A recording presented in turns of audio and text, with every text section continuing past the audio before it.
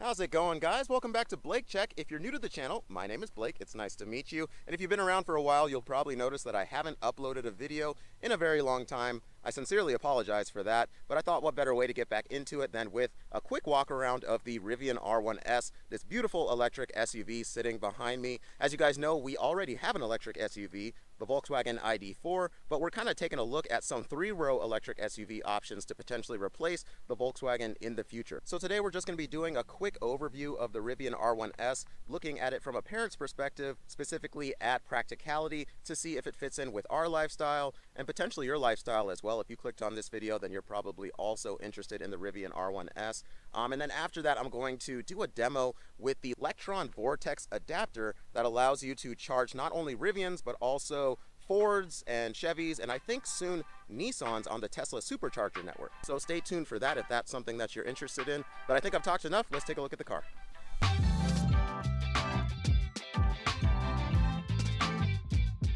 So first things first, let's talk about the overall exterior aesthetics of the Rivian R1S.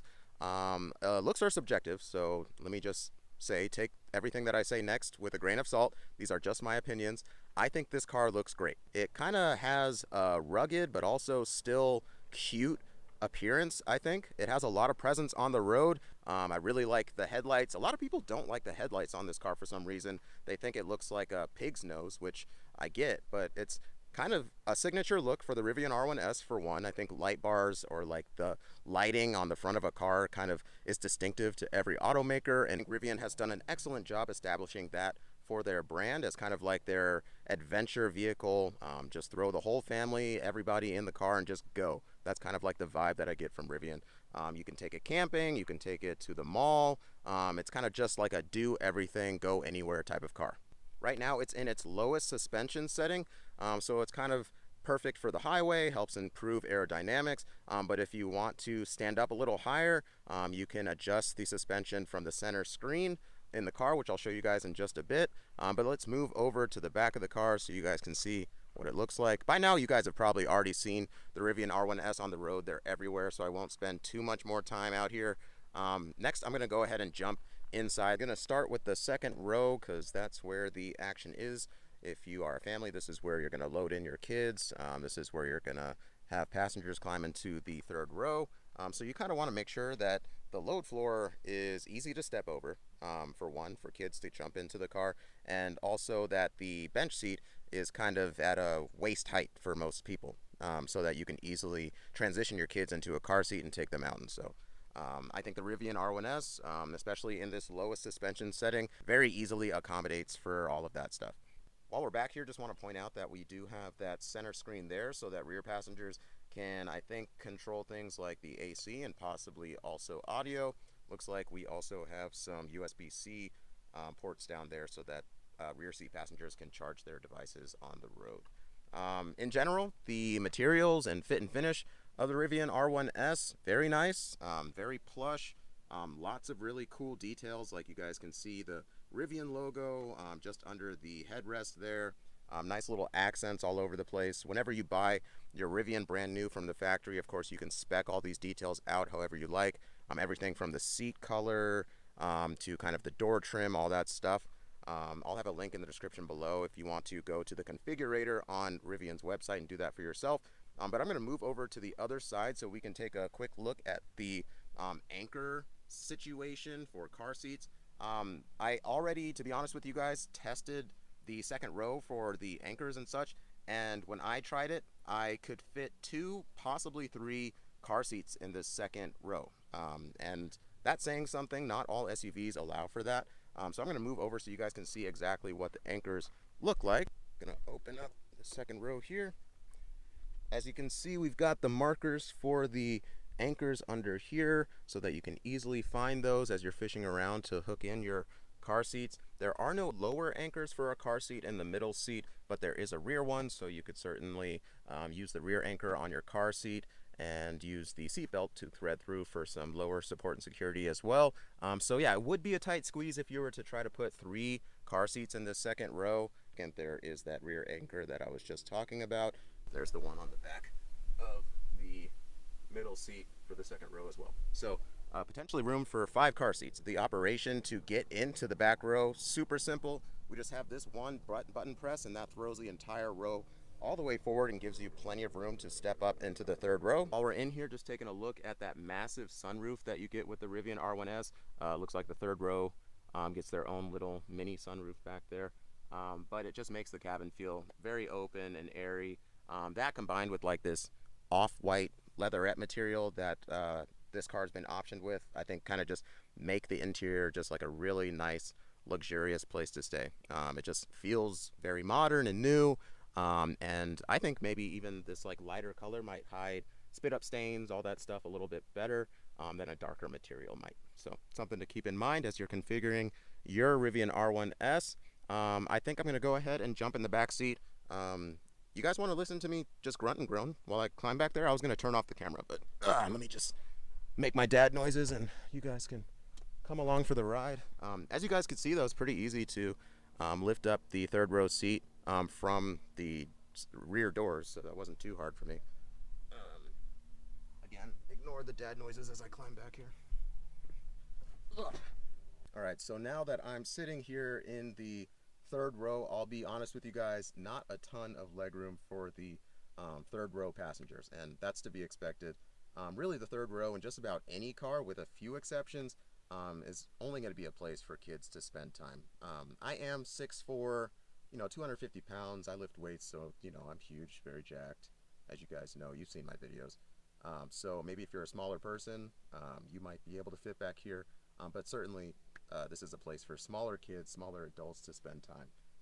But definitely not a huge, jacked adult like I am. So we're going to move up to the front row to take a look at the driver's seat and the passenger seat up there. And then we're going to go ahead and do that demo with the Lectron adapter. So I'm going to spare you guys the dad grunting noises this time, and I'll just see you guys up in the front row in just a second. Here we have the front row driver side of the Rivian R1S. Love the overall aesthetic here. Very minimal, which I like. Very modern, which is great. Very demure, which is awesome. Sorry about the mess over there, by the way. Excuse my equipment and my sweat towel over there. Speaking, you know what? Let's talk about the sweat towel. If you live in Arizona or in a hot, dry climate like I do not leave your house without that sweat towel. I have that sweat towel so that you guys don't have to see me sweating on camera. It's not appealing. It's not appealing like the R1S is appealing. I recommend getting an R1S. I don't recommend moving to Arizona. Don't come here. And if you live here, leave. And at the very least, if you live here and you leave your house without a sweat towel, go back and get it. That's all I'll say. So like I was saying, kind of emulating the Tesla interior here, where you have the center screen where all of your controls are, like ride height that I was mentioning before. You also have your media and navigation, if that'll work for me. And then I think the navigation is based off of Google Maps, which is great, pretty accurate. Got me here, no problem. And then the digital gauge cluster is customizable. Right now we're showing some efficiency metrics, but I think you can also change that to show your media. Probably also throw navigation up here as well. So you have your glove box up there, and then you have your center console. Looks like you have 2 drink holders there. And then another cool thing is that the Rivian has a removable speaker under there. So if you do take this camping, you can grab that Bluetooth speaker out, take it to your campsite. I think it doubles as a portable battery as well. So they really thought about everything. And I'm sure you guys have all seen this little flashlight gimmick that the R1S has, where it has a little flashlight that's plugged into the driver's side door. I want to know in the comment section below, if you have a Rivian, how many times total since you bought your car have you used this flashlight or used that removable portable speaker? And this might be good information for Rivian to know if they should continue doing this for their vehicles, because I'm sure that's just an extra expense. So they want to know, the Rivian folks want to know if it's worth their investment. So the last couple things I want to show you guys before we move on is the front trunk and then the rear cargo area. You can access the controls to open the front trunk and the rear cargo area from the center screen. Again, all super minimal. There are no buttons anywhere except for the hazard buttons up here. And if you're one of those people that's like, I need to have buttons are better because I can use vital controls without even looking while I'm driving, you're wrong. You can do the same thing with the touchscreen. You don't need to be able to feel it with your little fingies You'll eventually just know where all the buttons are on the screen, and then you can use it that way. So if you disagree, let me know in the comment section. I'll be sure to drop a like, and then I'll tell you you're right in the comment section, but just know that I'm actually thinking that you're wrong. So let's see here. To open the front trunk, we'll just press this button, and then we'll walk around to the front. Huge front trunk. And I don't know off the top of my head like what the actual capacity is of the front trunk. I'll throw that on the bottom of your screen there so you guys know what the actual numbers are. But I can tell you that when you remove this divider here, you can fit a full-size stroller if it's disassembled, specifically like a Graco jogger, that's what we use, in the front trunk, as well as even like a duffel bag on top of it. So ton of room. I don't know how it compares to something like the Tesla Model X and Model S in terms of cargo capacity in the front trunk. But just looking at it in general, it looks like it might be bigger. I'm sure if I'm wrong about that, somebody will correct me in the comment section. But it's, as you guys saw, just an automatic opening front trunk, but it is not an auto close front trunk. You do have to come up here and close it by hand once you're done. Ah! Just kidding. Joking. It is soft close though, so once you get it down to that level, it'll close the rest of the way on its own so you don't have to slam it. So we'll move around to the back so we can take a look at the rear cargo capacity. And as you guys can probably see here on the screen, it is a double open rear cargo door. The top portion opens independently so you can load in smaller items, but if you do need to kind of load in bigger items like a chair, couch, desk, whatever, you can lower this lower door. And then the lower door doubles as like a bench to sit on while you're camping. They've thought of everything. They do have some underfloor storage here in the rear like most SUVs do. You have your first aid kit, and then I don't know what that is. This isn't my car, so I'm not going to go digging in there. And then with the seats down, you guys can see plenty of cargo room here. I'll throw the specs for the actual cargo capacity on the screen there for you guys to take a look at if that's something you're interested in. And then it looks like there are some buttons here on the side so that you can fold down, I think, the second row from back here. These buttons don't fold down the third row because you are already, if you have access to those buttons, within arm's reach of the third row, so you can just not be lazy and you can put them down yourself. But those buttons are to drop the second row so that you don't have to walk around to the second row to lower them if you need to put in something that's huge. But that's really it. I think we've covered most of the practical basics of the Rivian R1S. If you want to learn more, I'll have a few more comprehensive overviews of the Rivian R1S linked in the description below for you guys to check out. But let's go check out that adapter. We are conveniently by a few Tesla Superchargers, so we're going to pull the car around and then go step by step on how to use the Lectron Vortex adapter to charge your non-Tesla EV. Alright, so to get started, the first step is to download the Tesla app and create an account. That's where you'll manage your payment method and locate Tesla Superchargers. The next step is to locate a compatible supercharger. This step is important because not all Tesla Superchargers are capable of charging non-Tesla EVs. To find compatible chargers, simply tap this tab here in the app and search by location. Once you've located a station that's convenient for you, you can head on over. A quick word of advice is to take note of how busy the stall is and the cost per kilowatt hour, as that varies by time and location. Once you arrive at your chosen supercharger location, pull up to an empty stall. Here's where things get a little tricky for non-Tesla EVs though. Most Tesla superchargers were designed efficiently with only Teslas in mind. And because all Teslas have their NACS charge port located on the rear driver's side of the vehicle, there might not be enough cable slack to reach the charge port on your non-Tesla EV, depending on where the manufacturer of your vehicle has chosen to place their CCS port, such as in the case of this Rivian R1S. Once you've located and parked within reach of an available stall, thoughts and prayers to Deshaun Watson, find the stall's label and select that label in the Tesla app. Next, follow the on-screen instructions. In this case, we're instructed to attach our adapter and plug it into the vehicle. So, here we have our Electron adapter options. The first one is their lower voltage option, the Tesla to J1772 adapter, which supports level 2 charging up to 48 amps. The second one, though, is the one that you need. That's the Thick Daddy high voltage fast charger adapter rated for 500 amps.